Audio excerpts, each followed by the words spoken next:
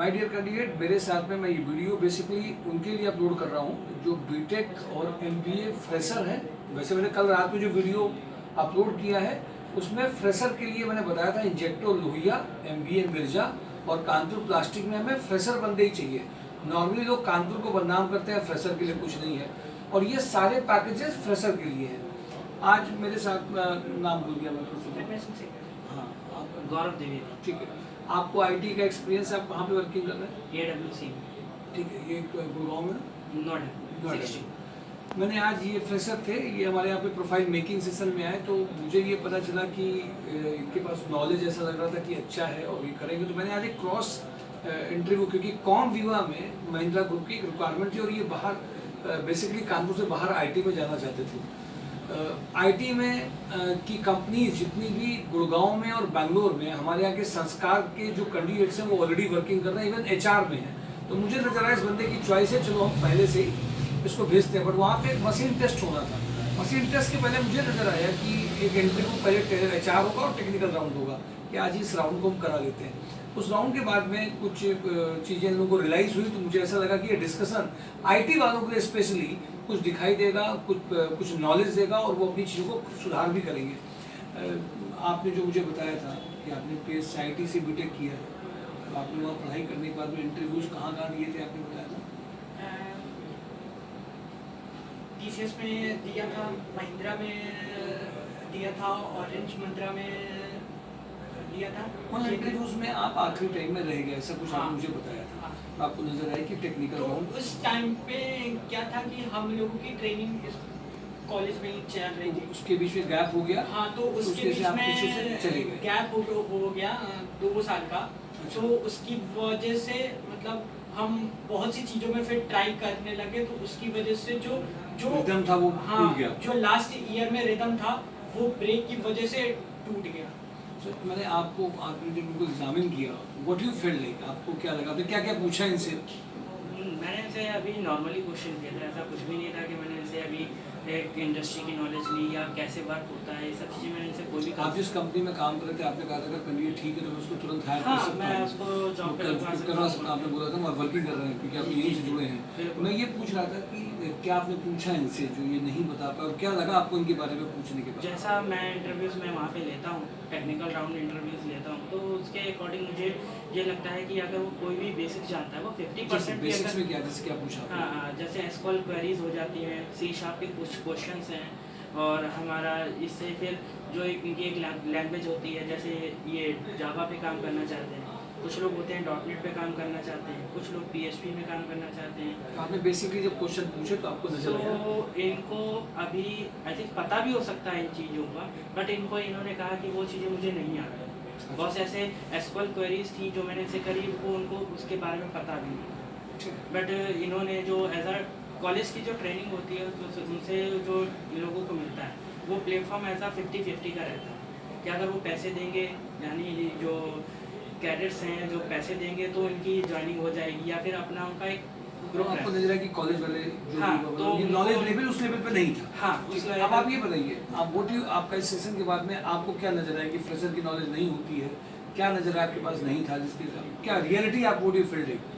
Reality ये है कि जो 2 साल का ब्रेक हो गया वो मेरे लिए नेगेटिव पॉइंट हो। अच्छा, क्या क्या पूछा गया आपसे, क्या क्या डिस्कशन हुआ जो नहीं बता पाए, आपका क्या बेसिक वीक पॉइंट नजर आया आपको? मेरे लिए ये वीक पॉइंट नज़र आया कि जब हम कॉलेज के लास्ट ईयर में थे, जो हमारा प्लस पॉइंट था वो अब हमारा नेगेटिव पॉइंट बन गया है। मतलब जिसकी वजह से हम लास्ट राउंड में रह जा रहे थे, और जब सर के साथ मेरा इंटरेक्शन हुआ तो हमको पता चला कि हमारी जो सारी चीज़ें थी वो बहुत सारी चीज़ें स्लिप हो चुकी हैं। बहुत सारी चीज़ें बोलते जाओ, क्या क्या स्लिप हो गई है? जैसे SQL स्लिप हो चुका है, डेटाबेस में जैसे सर ने ट्रकेट के बारे में पूछा और एक सेलेक्ट क्वेरी के बारे में पूछा, ये सारी चीज़ें सुनी थी हमको, पता भी थी, लेकिन वो दिमाग से काफ़ी चीज़ें स्लिप हो चुकी हैं। और सर का जो कहना है कि हमको नहीं पता, ये हम मान रहे हैं कि हमको नहीं पता है इस टाइम पे, बट पहले पता थी, बट अब नहीं पता क्योंकि वो 2 साल का गैप हो गया। आपको लगता है कि आपको ये अगर रिवीजन और हाँ, मिल जाएगा अगर तो हमको वापस आ कुछ जाएंगे? दिन का रिवीजन अगर हमको मिले देन आई प्रॉमिस कि हम वो कम बैक कर लेंगे। अच्छा, तो जो आपको टास्क मिला है वो क्या करने को मिला टास्क? टास्क सर ने जो नॉर्मली जितने हमने इंटरव्यूज अभी तक दिए हैं उसमें नॉर्मली कंपनी, अभी तो कंपनी हमसे कोरोना के बाद से थोड़ा सा चेंज आ गया इंटरव्यूज में। पहले क्या था कि कंपनी जब ऑफलाइन हम लोग देते थे तो कंपनी से कोडिंग टेस्ट करवाती थी कि आप कोड लिख के दिखाइए, तो सर ने वो कोड हमको दिए हैं पैटर्न्स वाले, और जिसमें भी क्या क्या जो मोस्टली कंपनीज आपको ये नहीं देखती कि आपको कितनी कोडिंग्स आती, कंपनी देखती कि जो जो वो पैटर्न्स पूछती है, स्टार के पैटर्न हो गए। ये मैं पॉइंट कहना था कि पैटर्न देखती है। हाँ तो आपका मतलब कोडिंग में तो कुछ मान लीजिए एरर्स होती हैं, but the way you are doing, हाँ यू आर फॉलोइंग पैटर्न ना, that is important. You are missing that, आपको ये मिस हो रहा है, आपको हाँ, लग रहा है ना, तो आप उसको रिकवर कर लेंगे आप। हाँ और आप अभी फ्रेशर के बारे में बता रहे थे कि फ्रेशर को अपने बारे में जो इमेज होती है, हाँ, वो उसके बारे में थोड़ी जरूर सी बताइए।